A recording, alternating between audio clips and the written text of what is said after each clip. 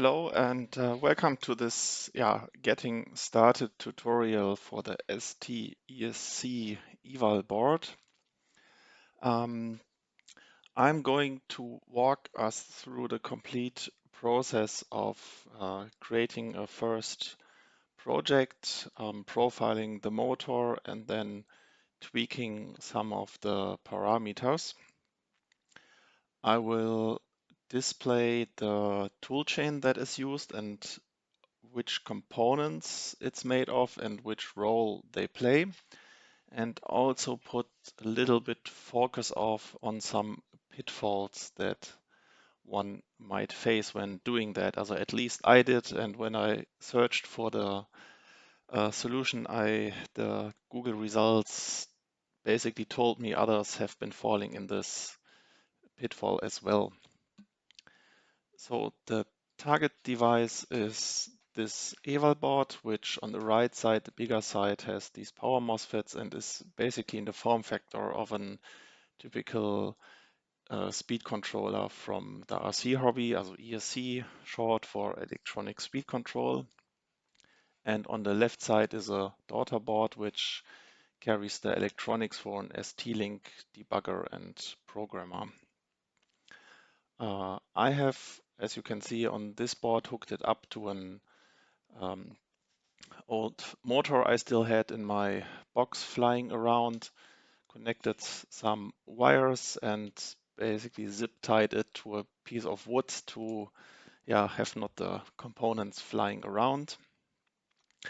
I have connected it to a bench power supply, which is set at 12 volts and a power and a current limit of 5 amps. Yeah, so much for that. Currently there is nothing on the board flashed. That's what we are going to do in the process of this. I would first start on the web page from ST where the product itself is described.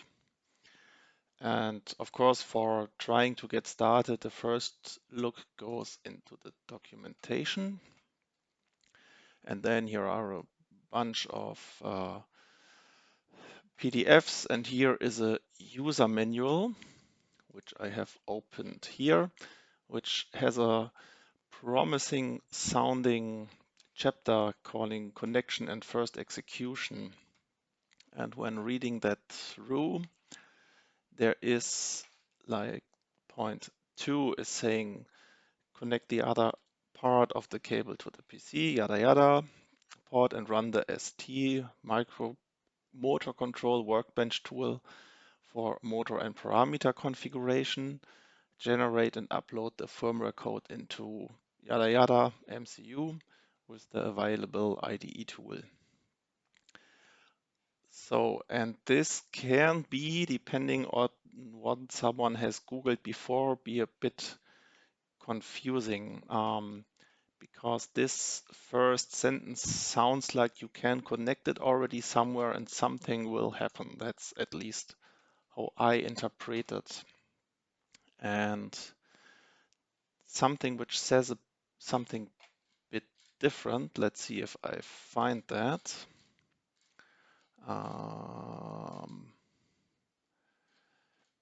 I'm not sure. Let's see if I find it real quick. Yeah, here, that is the important part. This is saying that this board does not come with a demonstration firmware preloaded. So, and this in combination with this sentence, which might be interpreted something might already happen, is a bit confusing. And when Googling for the toolchain, you might read something that there is something like a motor profiler, which helps to, which is an automatic way to figure out electrical and mechanical parameters of the motor. And so that might be when you download this, you have this motor pilot, and here's something to discover the board and launch the profiler. And here's something to connect. Then you're tempted to, let's go, and we discover the board, and it's doing something, and here often you can see that it changes the baud rate and tries to connect, and it tries and tries and tries. And this will eventually fail after a while. Yeah, here we go, and it doesn't work, and then you're wondering why. And yeah, and this is the first pitfall. I'm going to come back later why this happens. So next step, I'm going to provide a structure of the tool chain. So this is already everything. I'm sorry for that. We're going step by step. I'm going from bottom up. So the last point that is already always used is this. Also, you don't have to use it, but the out-of-the-box tool chain is designed to have an easy workflow for that with the STM32 CubeIDE. So that's an integrated development environment. I'm not going to explain what this is when you're diving into this topic. You should already be familiar what an IDE is. So then the next tool which comes beforehand is something which is called the CubeMX, which is, as far as I understand it, basically a wizard creating code which initializes the target. So as one can already sort of see here, it is possible to tick on the controller pins and then change their default configuration. And here on the left side, there are the peripherals of the microcontroller listed. And when doing all the things there, it creates an IOC file which can be read by the IDE. And there you get the initialization code, and the device, also the target itself, is then basically running. So, but there is also a next tool which comes even before this wizard. And one moment, and yeah, I'm not zoomed out completely. And that is the Motor Control Workbench. And this is a tool where the setup is created which reflects the hardware. Also that is the board selection, in this case the eval board. There are provided some templates for motor types, the control algorithm. Then one can set various parameters like maximum voltage, RPM, input control type, sensor type, and many more things. Also parameters which are used by the FOC algorithm later. We will going to see that. So the workflow is from left to right, top to bottom, I would say.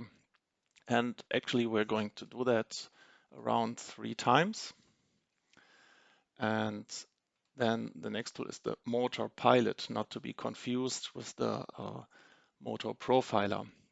This is, yeah, as you can see, basically some sort of dashboard where you can control all kinds of things, and it monitors the current RPM. You can use the sliders to change the target RPM, to change if speed or torque is controlled. And that is important, tweak some or several values which are also supplied in the workbench, but in a dynamic fashion. And that is the key point here of that tool. And the fifth part in the puzzle is the motor profiler.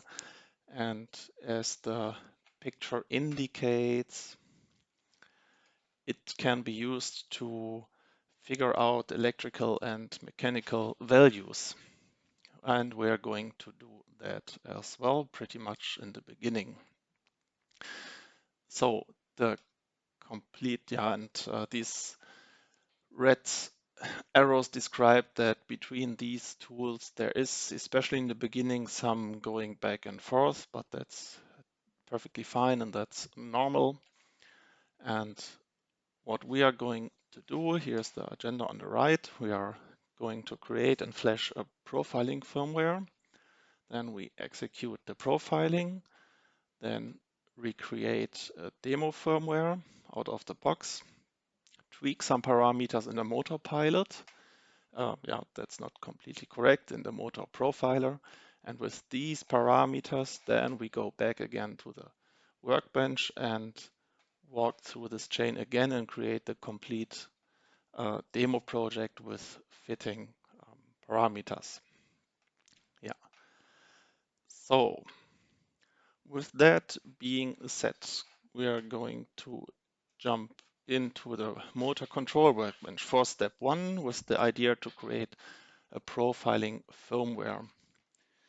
Here are already some examples listed also, I guess. Is there the board we have? Let's see. Yeah, here's the board. The thing is, here's already a specific motor, and yeah, I don't have that one, so I wanted to see if and how I can manage to get it running with my old motor I had flying around. So we're starting off with a new project. I don't have a pack, so I'm starting with the board. Loading, loading, loading. And here are several boards. Some of them look pretty beefy. 200 amps, nothing left to ask, but that's not what we have. So scrolling down, scrolling down, scrolling down. And so where is it? Did I scroll too far? I think I already went too far. Yeah, here it is. Here is our magnificent board. So we're going to choose that. Next is the motor. I have in memory that the motor I'm having is something with 1700 kV. It's not written on the bell, but I think it is something like that. And of course I used it and I know what I'm going to do is supposed to work. So we're choosing this template and say OK. Here I'm not going to do anything more. We'll go to summary. We're going to see what these things are in a minute, and we say create. So now I'm going to step by step through these tabs on the left. So this is the structural representation of our board, our power supply, the motor, and yeah, the speed sensing. We're going to see what that means. So first we're looking at the motor. And here's some default name provided. And this is something the user of this tool has to provide. We're talking about a permanent magnet synchronous motor, so this is fine. The pole pairs happen to match. So I have a motor with 14 magnets, which equals to 7 pole pairs, so we leave that. We can leave this 1.2 amperes peak here as well. The maximum voltage is 12. That is what the power supply currently is set to. And we're going to apply this value. This is something in the first step the user can measure with a multimeter on the faces of the motor. And here the case is that hobby motors are usually connected in a star configuration. That means measuring between two phases is actually two phases in series. I measured half an ohm, so that is 1/4 ohm per phase, which I'm going to enter. I have no idea about further parameters like the inductance, the back EMF constant. I have absolutely no idea. So I'm going to leave all this. Fingers crossed that it works. There is no Hall effect or quadrature sensor attached, so we're going to leave that. We're going to shortly take a look at the power supply, leaving that. PWM generation. Since I don't have better ideas, I'm going to leave that as well. We are leaving the speed sensor mode like this and the current sensing.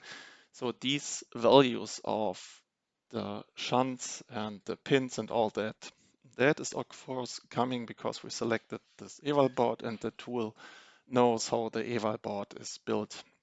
When using completely own build boards, this had to be done completely from scratch, but we don't bother about that. And here's something nice. There's an overcurrent protection that makes me feel much better, especially for the upcoming profiling. And bus voltage sensing, here's the same. I leave everything as it is. Then temperature sensing, we leave that. The speed sensing, what do we have here? Nothing I have better ideas of, so we leave that. Then here's a sensorless startup parameters. That's going to play a role later. Yeah, we're going to leave that as well. So drive settings. Yeah, here are also things we're going to leave that. We're coming back to this a bit later. The only thing I'm already going to change is the 3000 target RPM to 1500. That's the only thing, but I'm not going to tweak any of the other values right now. So stage, this is rather something later for when we are doing the second flash with an actual demo firmware, but we're not going to change. We're not needing to change this now. So user interface, yeah, we can leave that as well. And this is one part. The baud rate is something that is interesting, where we should pay attention to have a little less error sources. I have to admit, I have never seen this baud rate, but who knows? However, I'm going to set it to something I'm familiar with just for personal taste and leave the rest as it is. Also, remember, this is important. Then the application configuration. And here is the magic checkbox, motor profiler. We need to set that. If we don't, the created firmware will result in that the motor profiler will tell us, hey, this firmware is not a motor profiler suitable firmware. And then you can search ages or whatever, or by Google findings where this button is, but yeah, it is here an application configuration motor profiler. So then, yeah, pin usage, this is probably something like a summary. I'm not going to change anything here. So yeah, that's pretty much it. We say OK, and then we save the project in a space where we want it to go. So this obviously says I have been here before, but that's not where I'm going to save it. I'm going to save it in a nice sounding getting started. And we call it as well getting started. What else? Oh, we save that, and now we press generate a project. This is going to take a while, and probably I'm going to speed that up. Here we can choose several things. It might be when your toolchain is not completely installed yet that it says it has to download stuff or whatever, but yeah, I'm not going to explain the installation of the toolchain. I'm only showing the usage here. So then we go on generate, and this is going to take a while. I'm going to do what I did the last time. Okay, here it says code generation complete. I'm wondering if I should have had to close that before.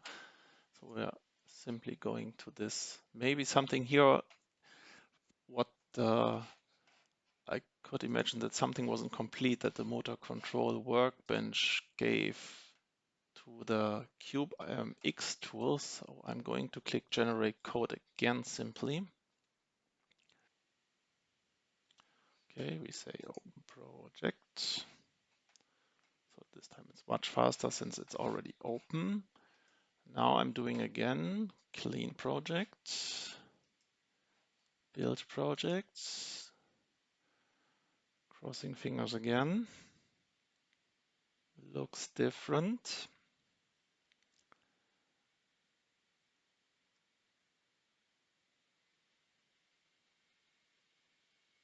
And yeah, here we go. It succeeded building the firmware. So for a short moment to condense what we have done now, we created and flashed the profiling firmware. And now we're going to execute the profiling. So this part. That means, and here's a shortcut actually, we can go also in the Motor Control Workbench to the Motor Pilot.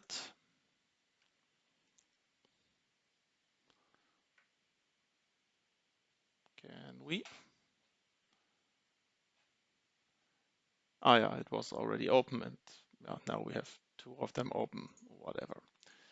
So now we can try again discover board. Does it do that? No, for some reason it doesn't.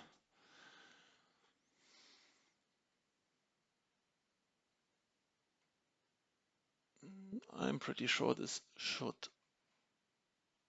work. We can try to launch the profiler and connect here manually. No, it doesn't like that. Ah, of course. Without flashing, I just built it, but without flashing, there is nothing you can connect to. So that also tells us another thing. This profiler really only gets reported what is on the board itself. It does not report what is on this programmer daughter board. So that is the part. So that means, of course, I have to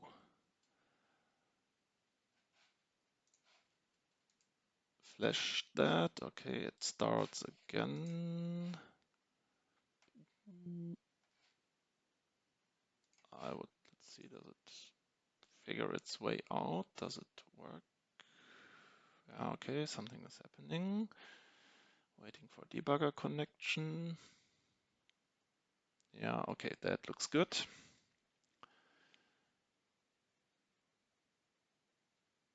Download shutting down. Okay, now the board is flashed.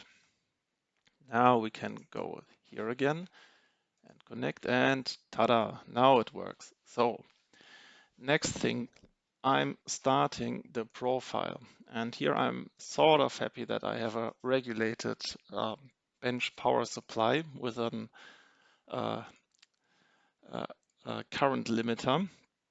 The motor is going to do some varying noises, and this tool will figure out the values here. So yeah, I'm going to press start profile, and you will see. Oh, I forgot to once again, pole pairs is 7. We need a 7 here. We can make this a bit bigger. 7 here, max speed, max. Okay, okay. Then again.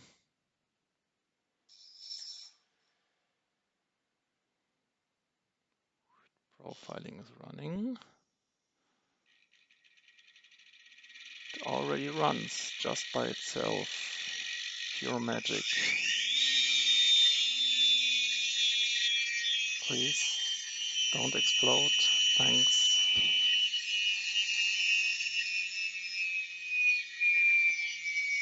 Yeah, so this is nice to do that with a rather smaller motor than a big one. That would be scary on the desk. So with the small one, that's okay. And what we can do is we can save this motor profile, and I'm going to call it my awesome 1700 kV motor. So I'm going to save that, and I'm going to save it also in the getting started. There we are. We can shortly peek into it, what is saved in that file. And effectively, these are the values this tool has now determined, which we are going to use in the workbench again. So looking at the plan, we have executed the profiling, and now we are going to create the demo firmware. So that means we were in this tool, and now we are going this loop back to the motor control workbench with these values. So that's what I'm going to do now. That means we're going back to motor, and we are a bit smarter now. That means we know the where is it? The RS value, which actually turned out to be only 0.1. Then we have an inductance value. Where is it here? Okay, I'm going to read it rather from here. That's sort of easier for me. So we have the LS value, which is now 0.01 millihenry. The back EMF constant was determined to be 0.45. Then the inertia is 0.23. Yes, I'm going to leave the units out now. Is there a friction? Yes, it even calculated or determined the friction, 0.18. And I'm going to leave the rest as it is, no sensors attached. We leave that. Then also going to the, was it user interface? No, we're leaving that. Application configuration. We are unchecking this motor profiler because we want now a demo project to run. Then in the stage configuration, we are enabling the potentiometer, which is on the programming daughter board. And we say, okay, we save it. And now, once again, generating the project. And we say generate. So that means, yeah, we are now creating the demo firmware here. Yeah, so here we again, just generate code.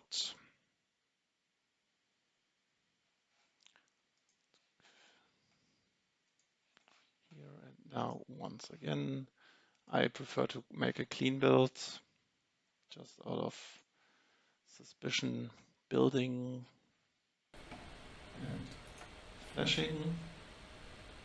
Now we can go, no, we can close this, and we go to the motor pilot.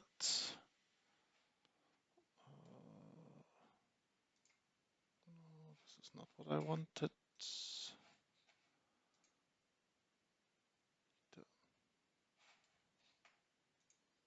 Yeah, here in the GUI you can load GUI and say default application. No, this is that one. What do we need? Okay, it could find the board. Yeah, okay, then by just finding it. So here we are. This is the dashboard with some knobs and buttons. And I'm going to be brave and just click start and hope nothing explodes. And it actually runs. So now we have a first running motor, and since we are currently running in speed control, that means it is supposed to hold by itself via the FOC a certain speed. So when I'm applying friction with my fingers, you can hear and also see in the dashboard that the RPMs are changing, and when I remove the fingers, suddenly there will be a overshoot in the RPM. Yeah, mostly to here. So we're going to stop that. So that means, looking again here, we have created this demo firmware, and now we are going to tweak some of the parameters. So that means the application, we are enabling the advanced configuration, and the two parameters here responsible for the RPM controlling is this KP divisor and the KI divisor, which refer to proportional and integral parts of the controlling scheme. And since they are called divisor, I guesstimate that this means they are dividing something. So the actual co-value of P, also the proportional and the integral part, is going to become smaller the bigger these numbers are. And since the motor reacted quite slow to the change in load, I'm first going to change, that's something I have of course tried before, the integral part, and make that a good part, make the divisor smaller. And we start the motor again.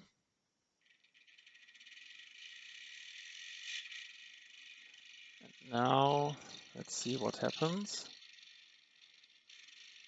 Yeah, it is still overshooting, but the whole process goes significantly faster. So we can also tweak the proportional part. So we have 2048. Let's try, I guess I tried something like 512. I don't know if I have to stop and start. Okay, does not really start. Give it a second try. What does it do?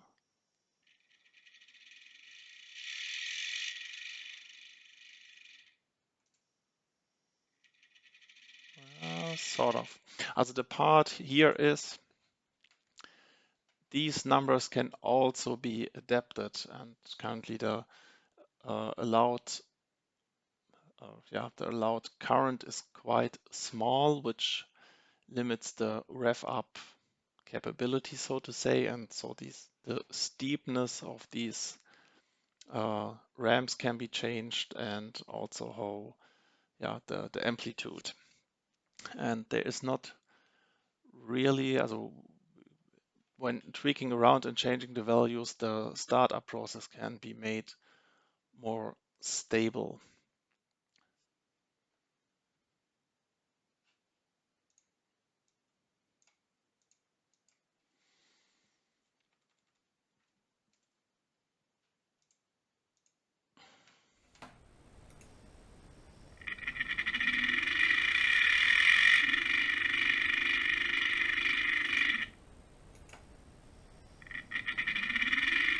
Yeah, for some reason these are The correct values. I cannot explain why, so this was basically experimental. However, what I'm going to do now is I'm going to save me these values, also these startup values and these divisor values. I'm going to use the snipping tool. And now we're disconnecting here. And we are going back here. And we do, was it the drive settings? Yes, we are going here. And what can we change here? See, somewhere here should be something where we can change. We have to uncheck this calculate KP and KI automatically. And now we can change these values, which we used to change dynamically beforehand. So that means the P now goes to 512 and the integral part goes to 256. Yes, and then we also have the startup. That was, where was that? No, stage configuration doesn't make much sense. Motor, no, was it stage configuration? That's awkward. I have to simply click through. Yeah, somehow in speed sensing the sensorless startup parameters are. So yeah, I'm going to set that, yeah. Since I didn't come really up with more clever values, I'm going to leave these values as they are. The only thing I'm going to adapt is this one. I'm going to put it to 1.1. And yeah, I'm also changing this target here to 1500 and leaving the rest of the values as they are. So we have tweaked some of the parameters. And now we are going to create the demo project again, but this time with the adapted parameters. So save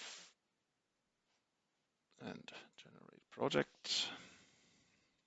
Now again, running the CubeMX. And here, once again, I click just generate code, the IDE. Again, clean project, build project, and flashing. Here we are, and this time we do not really need the motor pilot. We can also start the motor by this button. The startup parameters are not good yet. Second attempt, then it worked. And with this potentiometer we can adapt the speed. And this is another pitfall. Out of the box it comes cranked all the way around on the right side, which happens to be the maximum RPM. So that means when not turning it completely clockwise to the clockwise end, and then when the motor already runs, start to turn it, it feels like the device is freaking out, because then it all of a sudden jumps to the highest RPM, and my first thought was I made something wrong, but no, it's just the position of the potentiometer. So when turning that anti-clockwise, the RPM will go up.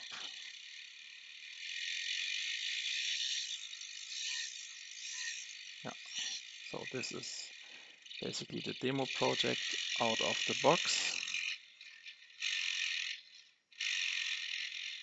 Yeah, so that's basically doing what it's supposed to do.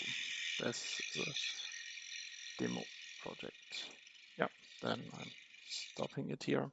And yeah, then thanks for attending, and until the next video.